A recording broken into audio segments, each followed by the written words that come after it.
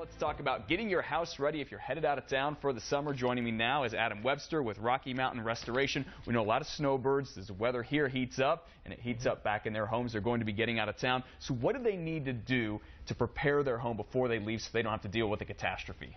Well, there's a few simple things they can do.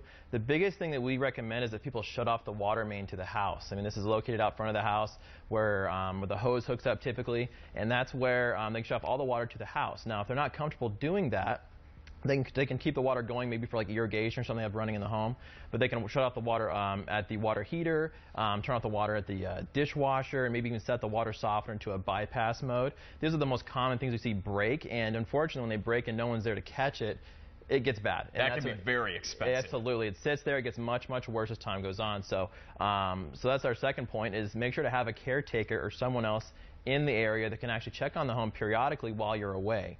A lot of people do this anyways, but I always recommend it because that way if there is an issue, they can catch it before it gets much worse. And that's simply someone that lives in the park that's there year-round. They can maybe come in and check on the place. You know, if they see something before again, it gets much, much worse. Okay, you also talk about security. It's a good idea to have some light timers on or security timers on, so it gives the impression that people are there. Absolutely. I mean, that's to deter break-ins, right? So if you've got security lights or exterior lights that are on a timer, kind of gives that impression that someone's home, and that's another good recommendation I can give to keep people, you know, keep their home safe while they're away. Okay, I know we haven't had rain here for, what, more than 30 days now, as Dr. Matt's been saying, but monsoon season will be here this summer. Those folks will be gone, so they need to get their trees trimmed before they go in case we get some super high winds. Right, and if you're like me, you wait too long and then the tree breaks, right? But what you should do is you should get that tree trimmed well in advance, especially if your tree gets top-heavy.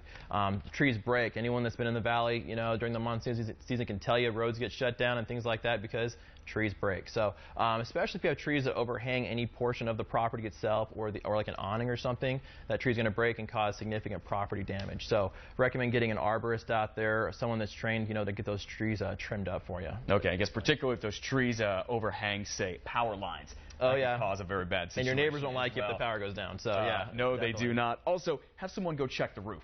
Absolutely, yeah. And that's really simple. I mean, we get a lot of roof leaks during the monsoon season, of course.